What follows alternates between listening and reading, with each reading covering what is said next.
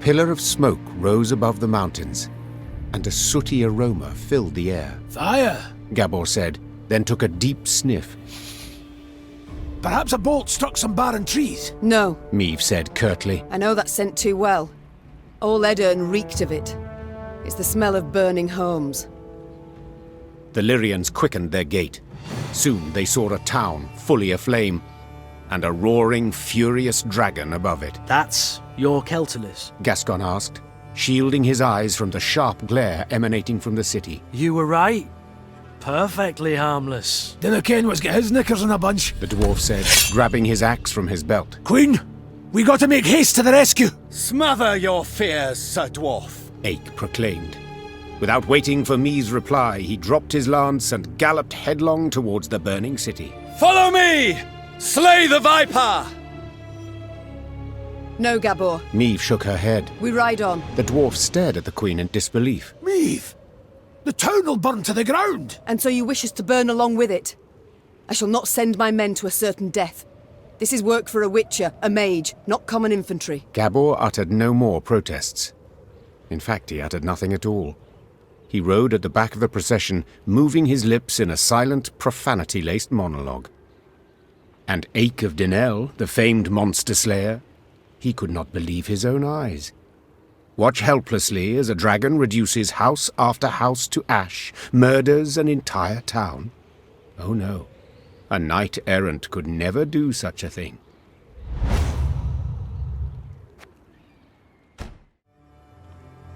Reynard! Meve called out. Have our men wet their cloaks for a modicum of fire protection.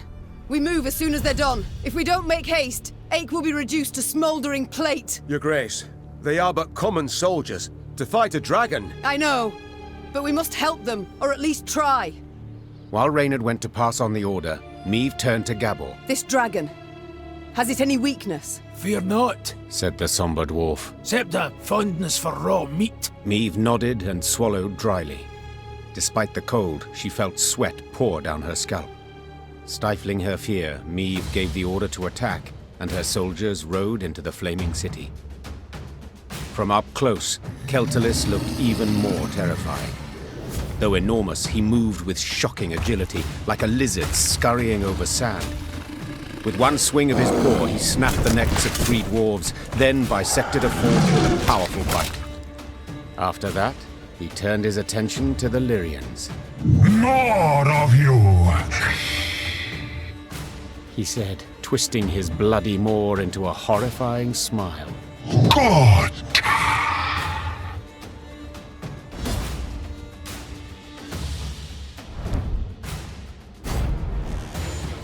Behind me! Stay together! You haven't killed a dragon. It has to be possible.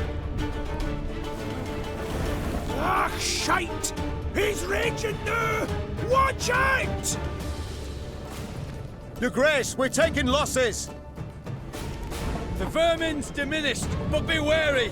Each blow it answers still with wrath and fury. Your Grace, he's vulnerable! We must strike now! I'm in the white of an eye from half a league away.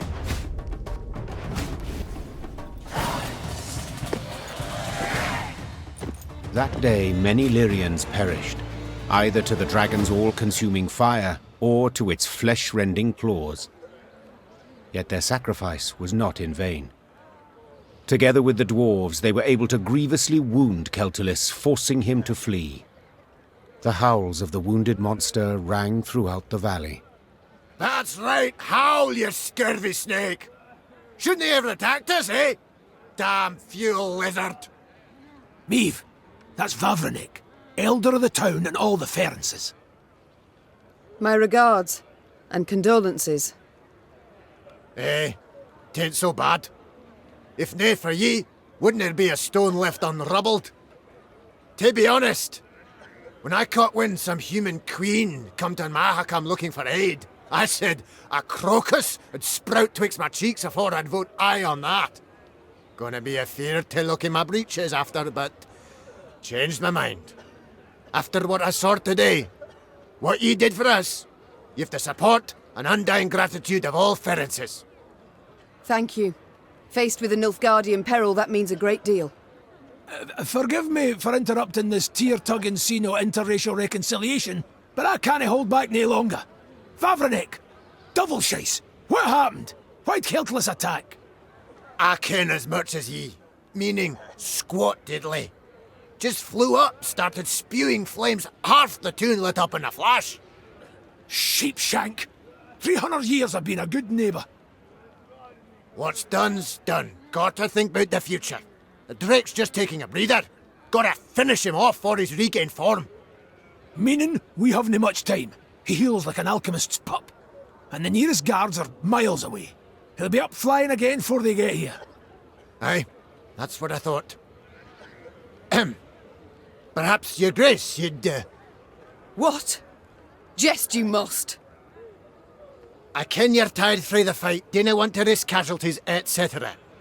But remember, the beast's sleeping on a bed of gold and rubies. All belonging by right to Bruther, of course. But if quibbling some wandered off, he'd nae notice. I admit that does alter my calculations. Besides, the dragon was badly wounded. Putting it featherly, blood poured out of him like a leaky bladder. Just needs a coup de grace. Fine. I'll do the deed. Ken you'd see the light. Oi, Vavronic, Vavronic. This lady's gonna make your rump a regular crocus garden. Aye, Queen's doing us a great service. One that'll profit us both. So, where is Keltullis' lair? North of here. It's a vast cavern. Ye canna miss it. Meve bid farewell to Vavronic and set out on her way. Did her way lead to the dragon's lair, you ask? Shh. Let's not spoil the surprise. Oh no. We fought a dragon once. That is more than enough, thank you. This shouldn't be much of a fight. You saw yourself he were bleeding like a leaky bladder. Just gotta deliver the coup de grace. Then why not deliver it yourself? Maeve, take a gander around. Everything's in ash.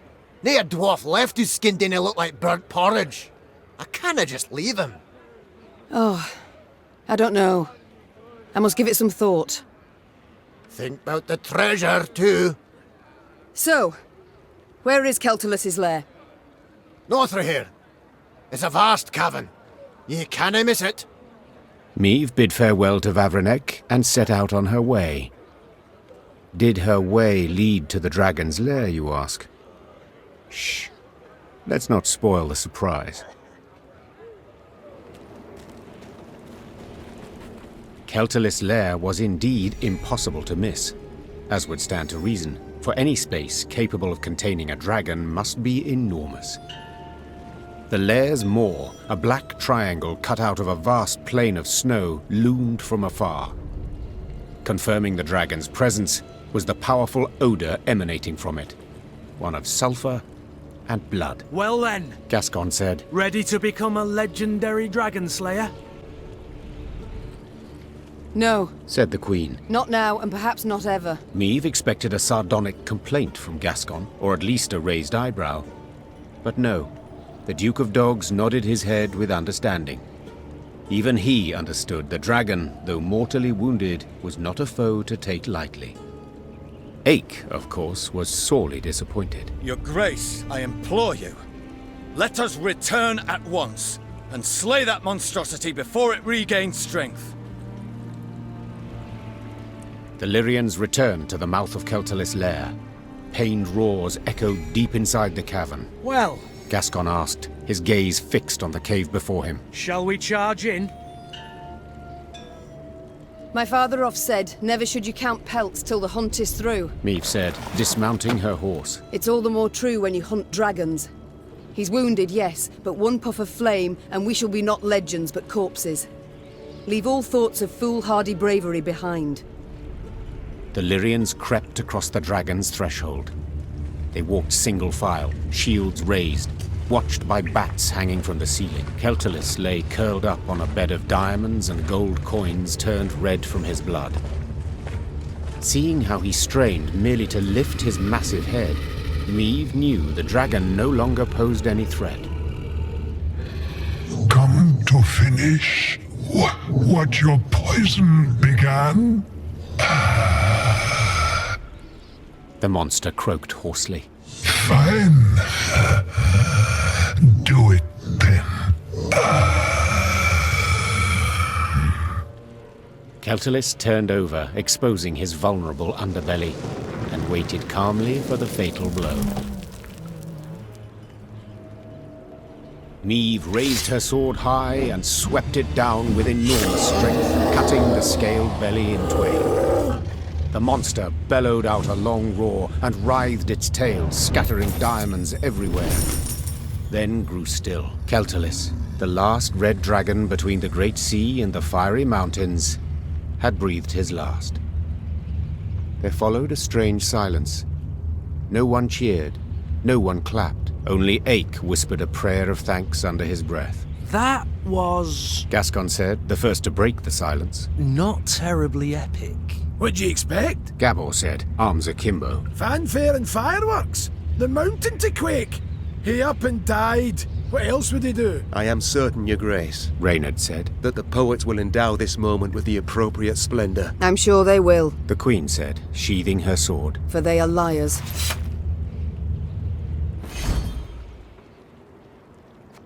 The Queen told her soldiers to gather a part of the dragon's treasure, small enough not to bring down the wrath of Bruverhoog, but large enough to fully compensate the Lyrians' losses, and Meve gained the title of Dragon Slayer, though she rarely made much mention of it.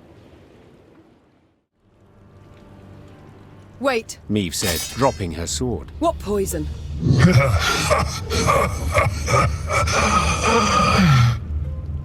Keltullis laughed while squeezing his bleeding side in pain. So they didn't tell you? Lousy munchkins. Hey! Watch your tongue! Gabor yelled. Sides, I didn't ken anything about it. Keltullis looked the Lyrians over mistrustfully with his snake-like eyes, then began to tell his tale. The caravan Meve had met on the road was different to the others. This time, Keltullis's meat had been pickled in a special brine, one spiked with poison. As the dragon lay curled up in pain, Ferenc dwarves entered his lair and smashed his eggs. So if I understand correctly, Meve interrupted. you're female. Correct. Same as you. As if on command, all Lyrian eyes turned to Gabor. Don't you look at me! We didn't peek under his, its tail. If I may, Reynard interjected. these revelations about Keltullis' sex are undeniably fascinating. But I'm more curious why the Ferences stooped to such a dishonorable deed. That's easy enough to guess. Meve said. They were afraid the dragon would soon demand more tribute to feed its young, so they decided to strike preemptively. A wise and noble deed. Eyck cried. Evil must always be nipped in the bud. To the Ferences' misfortune, they delivered too small a dose of poison. Infuriated at the sight of the broken eggs, the dragon gathered its strength and flew to the nearest town. Meve saw for herself what happened then. And now it was up to her to decide how this story would end. The dragon had killed dozens, perhaps even hundreds, but had been provoked first by the dwarves' heartless cruelty. Did it thus deserve death or mercy? When judging my subjects, I would sometimes not know who bore the greater guilt. Said Meve. But as ruler, I had to reach a verdict, often a harsh one. The Queen returned her sword to its sheath. This is not my land, Meve said. nor are these my subjects. I don't have to choose the lesser evil. Meve! Gabor hissed. Bruver will be furious. Let him. And you, dragon, swear me this. When you heal, you shall leave Mahakam and never return. You've my word. And my gratitude. Meve was about to leave the cavern when the dragon blocked her way with its tail, then gathered a smattering of valuables at the Queen's feet. Each would be the prize of the Lyrian crown jewels. News that Meve had spared the dragon which had killed dozens of dwarves did indeed enrage the inhabitants of Mahakam, the Ferences in particular. But when the clans considered driving the Lyrians from the pass, Elder Vavrenek opposed it. No matter what happened after, he had sworn Meve his undying gratitude.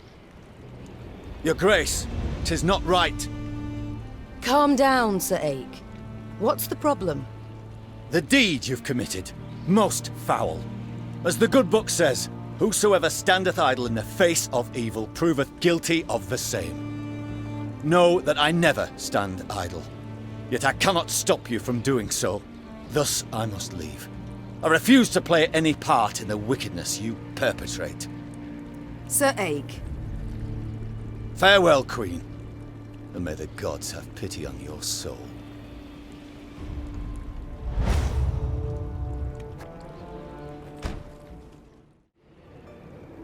I understand your pain, Meve said. but nothing can justify the massacre you wrought. Nothing? And what would you have done in my place? Snorted the dragon. Pen a letter of complaint to Elder-in-Chief Eyck? They killed my children?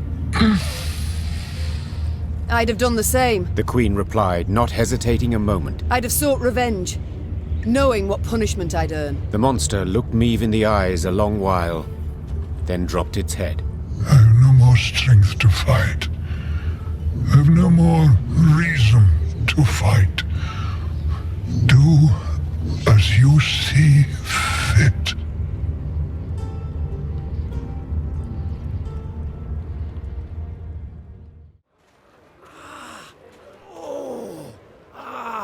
That stings. Got to blow on it a little. Trust a boarhead, and what do you get? A singed bahookie. Brown, red, gold. Every dragon's a right bastard. Wait! I'm coming with ye! Gonna beat that scaly bastard so hard he'll shoot fire out his arse!